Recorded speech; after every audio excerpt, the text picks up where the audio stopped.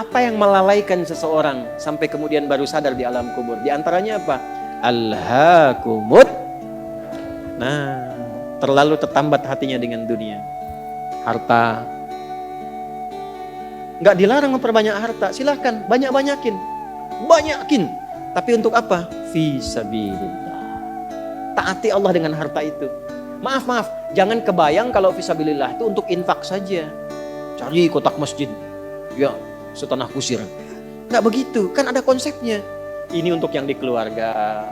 Bagaimana kenyamanan di rumah, bikin rumah yang nyaman sehingga punya musalla. Ya, anak-anak sekolahkan di tempat yang mengenal Allah, tingkatkan kualitasnya. Pakai untuk umrah, pakai untuk haji. Lihat saudara-saudara di samping. Setelah itu lebarkan. Baru ada babnya lagi setelah orang tua, saudara, kerabat, ada anak yatim, baru dibuka untuk umum. Itu ada petanya. Nah sekarang pandai-pandai dengan harta, antum menghitung kebutuhan sebulannya berapa. Tabungan pemetaannya berapa. Nah yang lewat dari situ, itu titipan Allah, bekal antum untuk mendapatkan ridhonya. Sebelum diambil.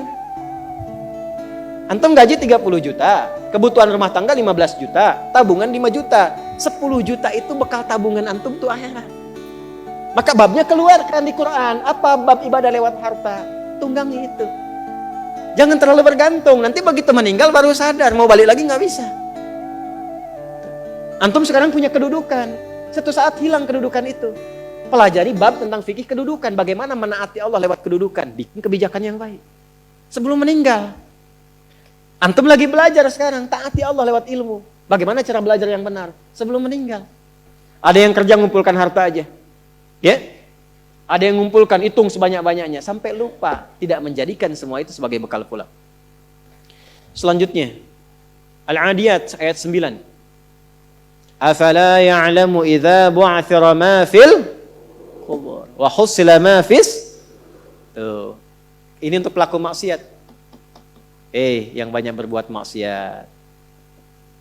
Apa nanti enggak malu dan enggak khawatir kalau itu diungkap di alam kuburnya? Silahkan Anda tutup-tutupi saat di dunia.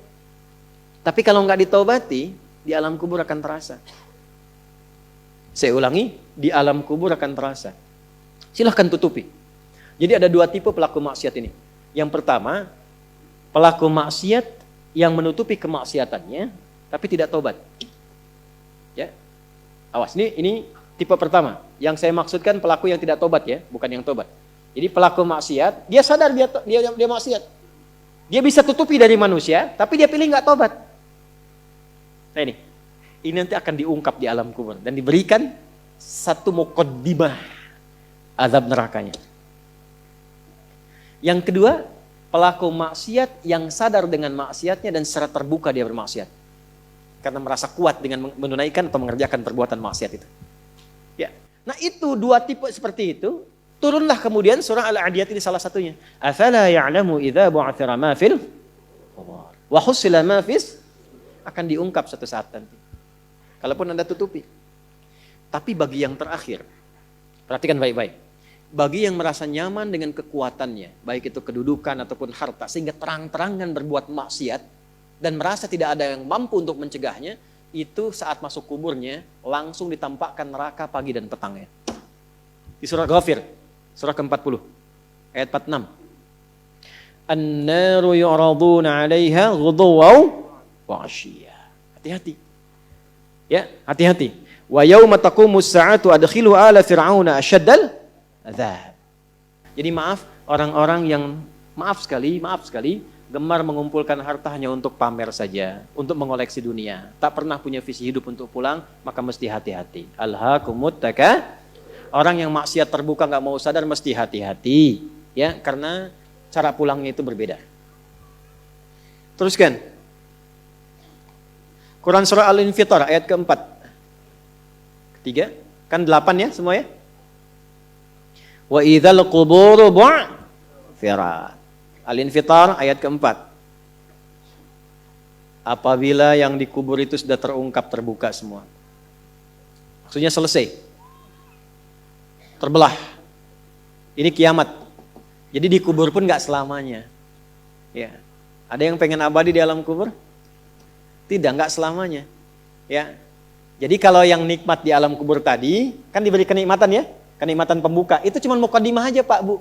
Insya Allah nanti kalau sudah masuk kubur, ya, insya Allah mudah-mudahan dimuliakan. Itu kalau dapat kemuliaan, itu cuma pembuka. Itu cuma pembuka saja, mukadimah saja. Diberi kenikmatan melimpah, enak, istirahat, nyaman dan macam-macam, ya. Itu cuma pembuka aja. Nanti satu masa selesai di situ. Wa idzal quburu bu'tsirat. Selesai semuanya, balik kita ke alam lain, puncaknya ke akhirat.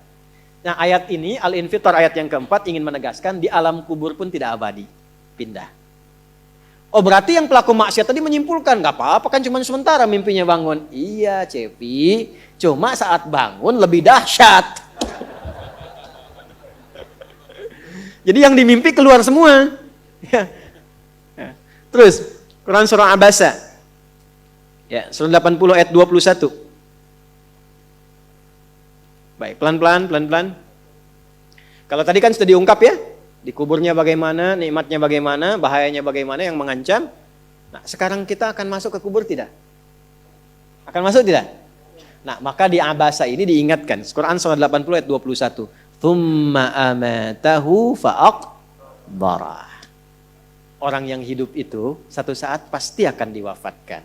Kalau sudah wafat akan dikuburkan. Di semua kita tidak ada yang bebas dari penungguan di alam kuburnya. Tadi tunggu. Ini, CAQ semua kan? Calon alam kubur. Kita akan masuk nih.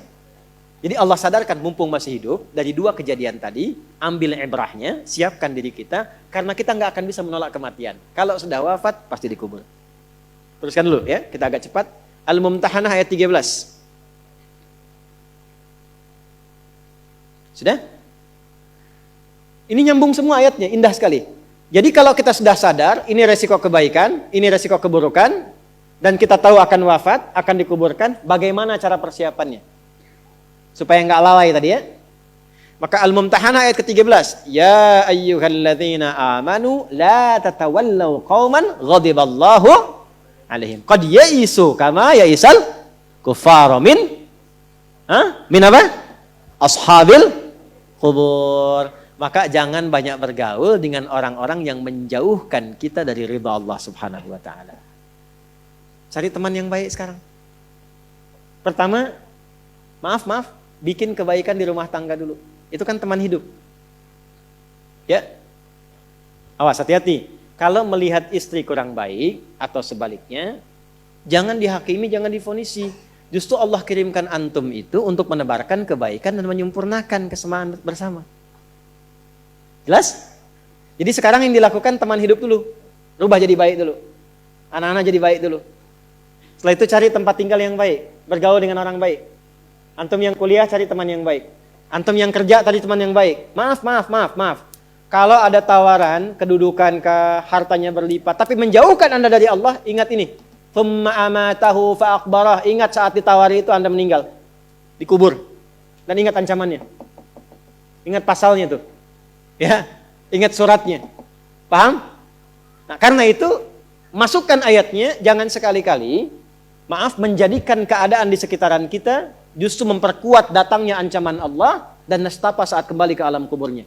Bahkan orang-orang yang tidak beriman pun, yang buruk pun, yang beriman tapi maksiat pun, itu sejatinya ketika temannya masuk ke kubur gak mau ikut-ikutan.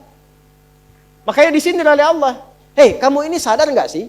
Orang yang mengajak kamu maksiat itu, lihat temannya meninggal pun, temannya wafat pun, dia gak pengen ikut. Kadang-kadang dia abaikan.